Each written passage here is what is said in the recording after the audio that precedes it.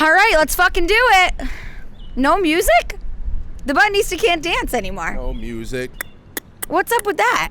We got Jordan on the set today. Yeah. I look a little out of place because I'm basically upstairs rooftop camping. I have a camp chair on and finally an outfit that maybe a normal Buttonista would wear. I think you look good. After months, I'm practicing to wear heels again. I'm just trying to be a real girl. After another freaking just radio silent appearance from the Buttonista. Listen, we're back. I'm excited. And it's been quiet. Social media has just been quiet. I've been quiet. I tried my very best to gather all the thoughts that I had about what's been going on in the world. Been doing some stuff behind the scenes to get up to speed.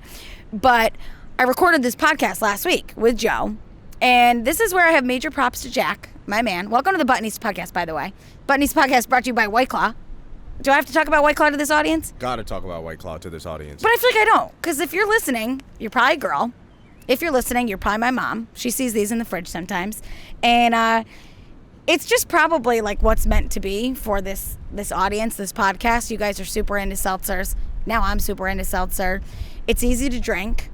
It's easy to pack in a cooler because it's more, I don't want to say aerodynamic, but it's thin and skinny. The opposite of me right now. We'll talk about that in a little bit. But you could pack more in your cooler is what I'm trying to say. So whether you're going to a rooftop party, social distancing, whether you're actually using these camp chairs appropriately in camping, or whether you're just kicking it with your gal pals somewhere else in the cool weather, in the hot weather, it doesn't matter. You can drink White Claw. That's what I'm doing. Yeah, you got me doing it with you. We're both drinking raspberry. It's best enjoyed with a friend, and it's best enjoyed Jesus with the Buttonista podcast, which is where we're here today. With Jesus. It's best enjoyed with Jesus. He's got to be on here on this rooftop somewhere. I've been asking him for answers on how to proceed with my life as a social media person after all that's been going on in the world. So anyway, back to my original story. I have a list, but we'll try to be organized today, but I haven't been doing this in a while. And I might flash you. Hopefully you're listening to the audio version.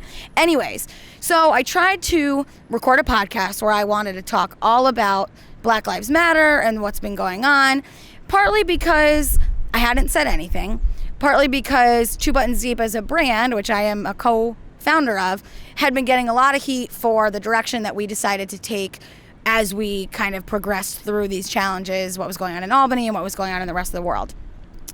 I did my best.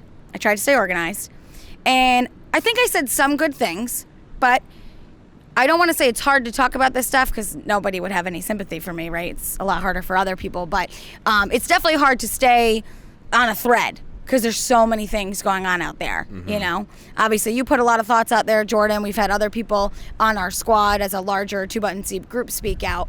But for me, it was particularly challenging because I had reflected on everything and noticed, like, in my past, as a social media presence, known locally or not, I had never commented on anything before, ever. Anything from like Harvey Weinstein to the political election to the death of celebrities to, you know, all the perverts in the Catholic Church to, you know, Black Lives Matter. I'd never said anything.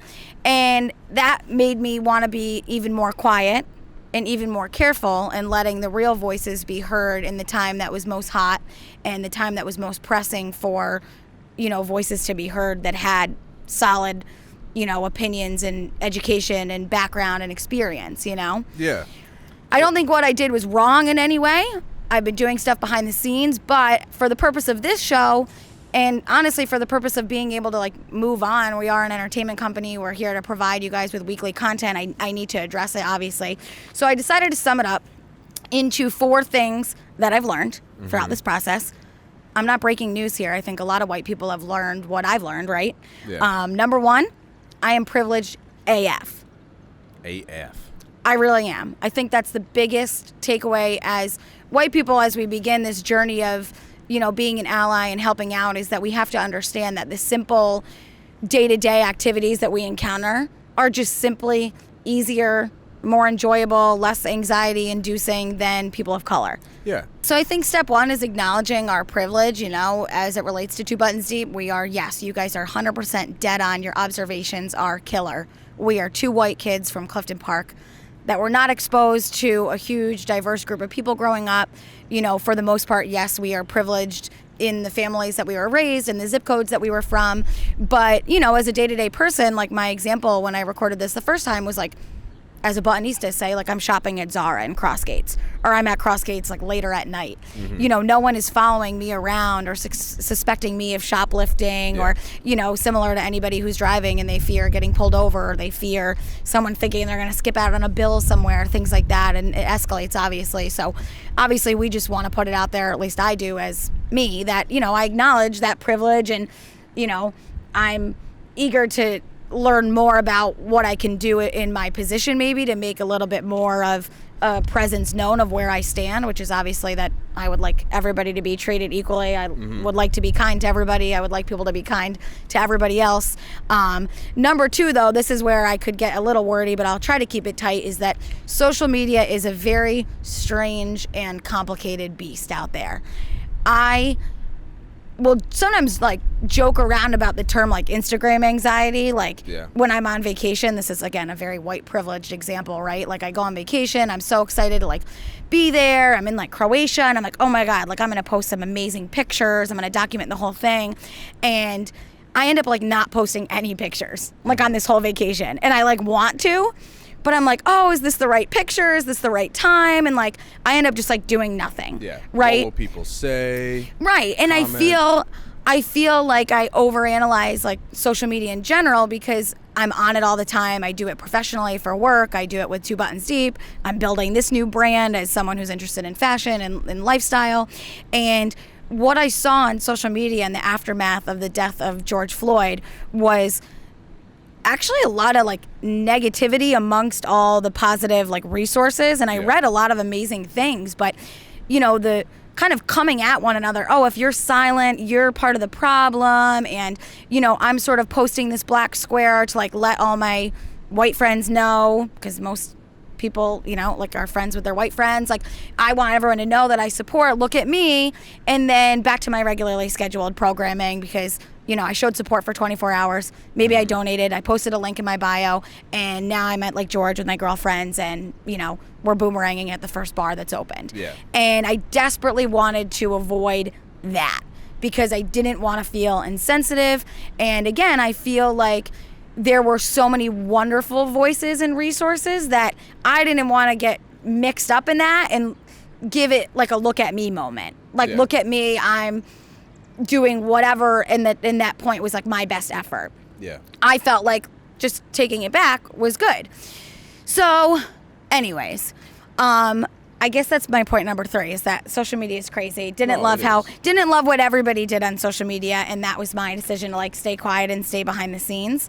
Number 3, I had to remind myself, my voice does matter, and that's where I was wrong. Is that it's hard to be like, what's the opposite of humble? I guess like I think we're actually humble. We're humble building 2 Buttons Deep in a way because we don't always look at like the amount of followers we have as a lot. I don't look at my 30, however 100 I have on my personal Instagram as like 3,000 people that like desperately want to know like what I'm up to or like how I feel on something, which is why I'm usually quiet on most things. I'd rather let the wave go, get the resources out there.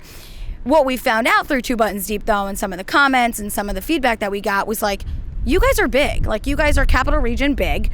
Your voices, you know, make a difference or they're influential, and we say we do stuff we're talking about, and you're not talking about this enough. And I agree. What I learned from people in the Capital Region, whether they're our fans or our haters, people want to see us do better. People want to see us, you know, put our voices out there. I won't get into the fact that like we are like an entertainment company. Like it's not like the Times Union had to go out and put out their thoughts and their stance on Black Lives Matter. I think people need to understand what the expectation is for a company like ours. We're growing. We're, you know, things are changing in our world every day because we're new. So point taken though, I understand and I appreciate that people might care and, you know, want to know what I have to think. Number 4, this is the obvious one. It's time to actually do something, right? So I've bought a couple books that I plan on reading. I've donated to some funds. I generally just want to take in all of this information that I've been seeing. And from a brand standpoint, and even as a human, like, I've seen a lot of great things like Black or people of color fashion designers that I can support. Yeah. Black-owned restaurants that you can support. That's a way to start small in your community or in the industries that you love the most. Like people love Black culture, they love music and hip-hop and all of that, whatever it is. Let's keep it going. Let's support, those individuals. And I think as a brand, can we interview more people? Can we hire more talent? Can we do some tangible things? And I would say anybody that follows like us or the larger brand, like just stay tuned for that because we can't do it today. You guys would be mad if we did, but we're going to do it later, But we got to keep it moving in the world. We got to look for some positivity out there. And this is kind of a funny segue because my one thing was like, everybody posted about this movement to get back to their like regularly like bikini pics and stuff. Just so happens that I just did a really cool photo shoot with Lindsay Ray of Lindsay Ray Photography prior to all of this happening.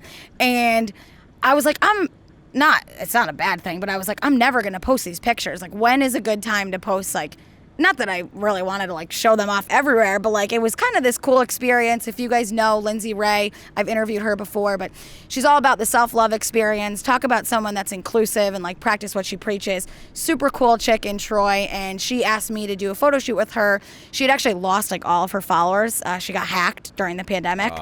And she had a really big following, like 8,000 or so. So she'd asked me to do a shoot to kind of just put some more creative content out there. And usually she does boudoir, which I would probably at this point in time say no. But she said it's more editorial. It'll be fun. I love getting my hair and makeup done. It'll be like bathing suits at Grafton Park in Troy. So I was like, for sure, I'm in. Now I'm like, well, I just preached, like, don't go back to your regularly scheduled programming. We're getting back into it. But I had to shout her out because what a cool experience for all the ladies out there. If you've never done it, or if you're interested in doing it, she is the kind of person that makes you feel so comfortable. And someone coming out of quarantine with like not a summer body in any way, shape, or form. Like one of my things on this list is like, this is the summer of like oversized, unflattering like baby clothes. Like I should have like one of those like ruffled diapers on under this because it's like not flattering. Damn, she made it happen for me. You would never know that I gained the COVID-19 during COVID-19. I sure didn't notice anything. It was just a great... My boyfriend is going to be so sad that you're on this podcast. A little bit. Sorry. Oh my God. We might have to make some edits here. I just want to cover my ass. But it was a really fun experience, and I think there is like a bigger message of like, what is it going to do that's going to make you like come out of this feeling positive? I think people have had so many like long-term, probably prolonged, like negative mental health effects dealing with the heaviness of what's going on. And like, that's something I've kind of addressed on this podcast, like recurring basis here during quarantine is like, how do we push through? Like in the beginning, I'm like, oh, 2 Buttons, we're doing great. We're killing it. And then I'm like, oh my God, this is getting a lot. So It was a positive experience. The pictures were great. And I can always look at them in a way and be like, I remember what was going on when I did that. I remember not totally feeling like in my zone and super comfortable, but to be with someone that you could let your guard down and let them do their professional thing, like being creative is so important right now, which is why we want to get back to it here too. Yeah, that's the biggest thing. Anything self-love, do it. It is needed for you. Yeah. And for everybody. I think so too. I did want to also give a quick shout out to my dress because people might be interested. This was that Love Shack Fancy collab with Target. Just so happened to be in Target on June 6th. This is why boys can't co-host. Love Shack Fancy is like a fancy Rent the Runway brand. People like it. They're like super girly, like kind of like prairie chic. And they launched a collab with Target, which is like, you like throw down when that happens at Target. It's like Black Friday. They've done it with Vineyard Vines, blah. They've done it with Lily Pulitzer, blah. Hunter Boots, But Love Shack Fancy, very cool. So I snagged a couple of the dresses knowing the Buttonistas out there might be interested. Fortunately, don't think you can get it anymore because too hot. Too hot on the streets. First of all, I do know. You do know? No, I'm just kidding. No, you have no idea. I spent like $88 on a headband from Love Shack Fancy last year. Never again. Anyways, that's another good just kind of transition. We got to talk about this post-pandemic situation that we're finding ourselves in because we talked about it. People are like, quarantine's over, right? I'm back at work. I'm wearing unflattering clothes. My mustache, it needs phase 3 so bad. Because I legit have a mustache, worse than Jack's after he got his first haircut. So I need some things to open. Hey, I mean, you can get your hair done now, get your nails did. I got mine done on the low. Nails I'm going to hold out for, but I won't lie, I felt a little worried this week. People kind of started like hyping it back up that like this shit is going to come back. And I just don't know. I'm not going to put my mind there. Mm-hmm. I'm focused on the now, like wearing heels again. I forgot I could choose to be over 5 feet tall. I've been solely 4'11" since the beginning of March. Ooh. It's crazy. I put heels on and I felt like those baby birds that were hatching at my mom's house. Mm-hmm. Like just trying to walk again, walking down the stairs and wearing a mask, near damn impossible. Especially if you've ever been to the Troy Innovation Garage.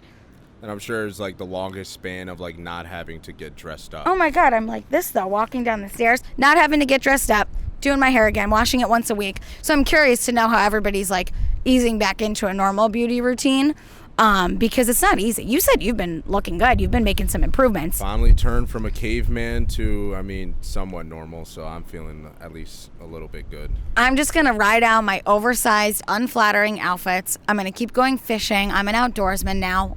Big freaking deal, right? Caught a huge fish. Learn something new. You know, luckily don't need to be on Tinder, but if I ever do, I have a shit ton of fish pics that I'll launch. Pics. Not my target market, by the way. Boys, not my target market. Don't need it, thank God. But I've been enjoying the simple things. So now it's like this bittersweet moment of like being back to work, having to be social again. What are the restaurants going to be like? When I've kind of enjoyed this like slowed down vibe. I think I've never been more excited for the summer though, where things have kind of like started to open up. Like I've just been like, oh, summer, yeah, great, I could start doing things. But to be stuck in your house, right, and now to be able to do things when the weather's nice, feels so I've good. just been a full-blown outdoorsman, just chilling out, sitting on the porch. I've been spending a lot of time at my mom's house for a couple of reasons, and they're not actually great, not to like sour the whole situation, but I think it's a good topic before.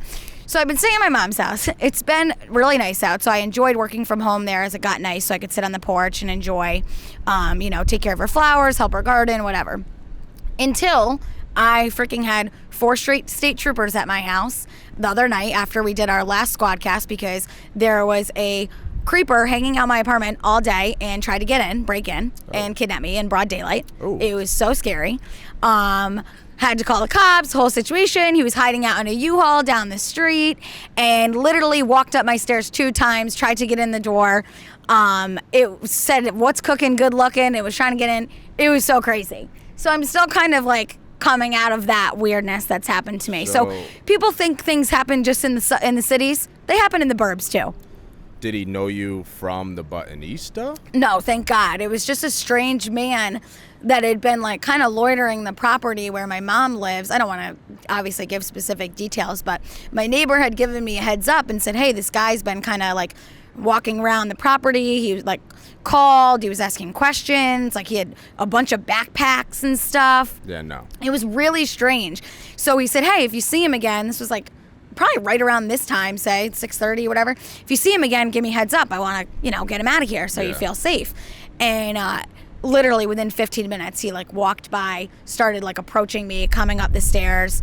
I ran inside, shut the door, called 911, walked back out to like look at the door. He's back up the stairs trying to get in. Jeez. It was very bizarre and very scary. And I've been staying there alone because my poor freaking mom, like I said, this is a good topic because I think people can relate. My poor mom has 2 siblings, first of all, that are the biggest assholes on planet Earth. And I think this is what happens when you're adults and you have to take care of your aging parents. And I pray it doesn't happen to me. But my granddad, I think you might have met my granddad once, maybe. I'm not too sure. Jack certainly has many times. He's an old British man. And we moved him here from Massachusetts a few years ago when he started getting older. We lost my grandmother 10 years ago. Yeah. But my mom is his sole caretaker, 100%. And he's losing it a little bit mentally and, just kind of depleting. He doesn't take any medicine, so he's like generally healthy. But maybe like a month or so ago, he ended up spending 3 weeks in the hospital in the middle of all coronavirus. We couldn't go see him. We couldn't call him. It was very sad for my mom. We weren't sure really what was wrong with him. And like I said, she's been his sole freaking caretaker for over 10 years. Wow. Her brother and sister are nowhere to be found. They live in Massachusetts, closer to where he's from. Mm-hmm. So they never visited him after he lost his wife, never visited him when my grandmother was sick. And my mom has the most stressful job in the world. She works for the airlines. And my mom's a sweetheart. You've met my mom. Yeah. Jack's met my mom. Like, there's literally no one better than my mom in the whole world.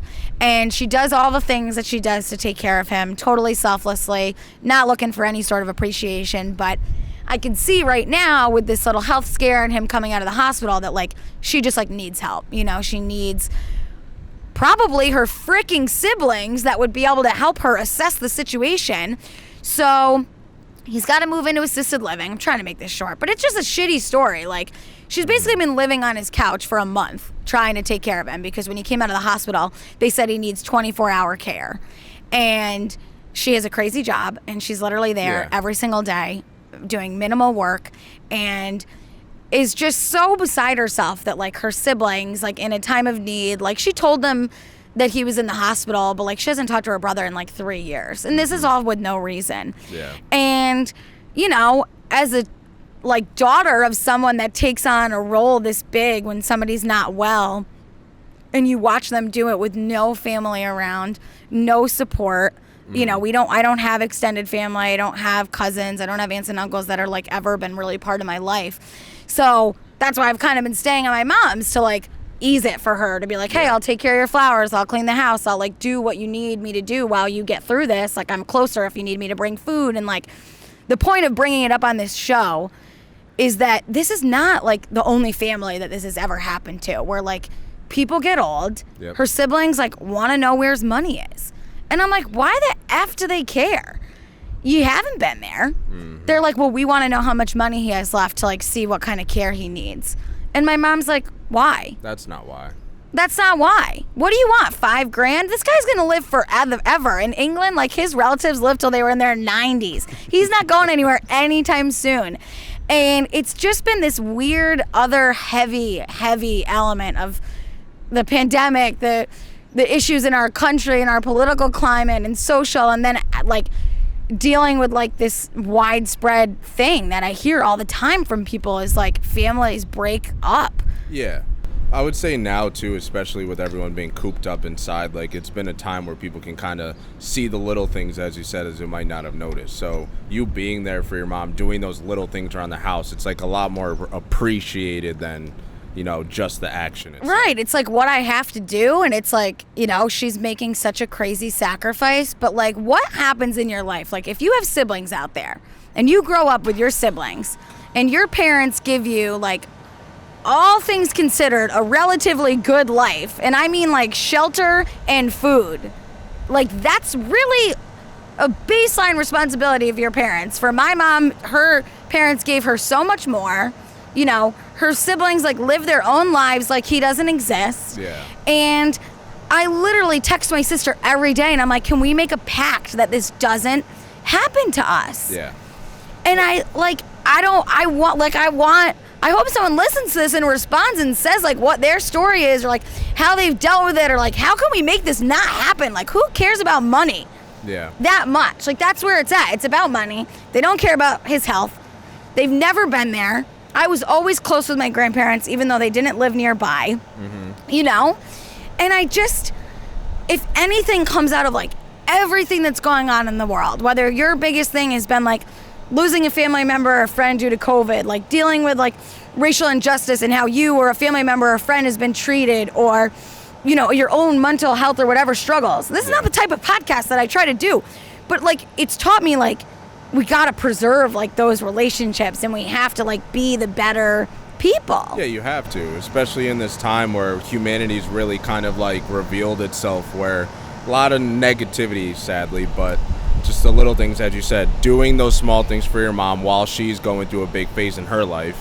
And even when later in time she might think that she didn't do enough, but you're there to let her know, like, no, you were a great daughter. You did everything you could. She's done so much. She's, like, literally caring for another person like she's a nurse. Like, she's, like, doing so much for him. And it's very frustrating to watch when people just don't, like, you're just an asshole.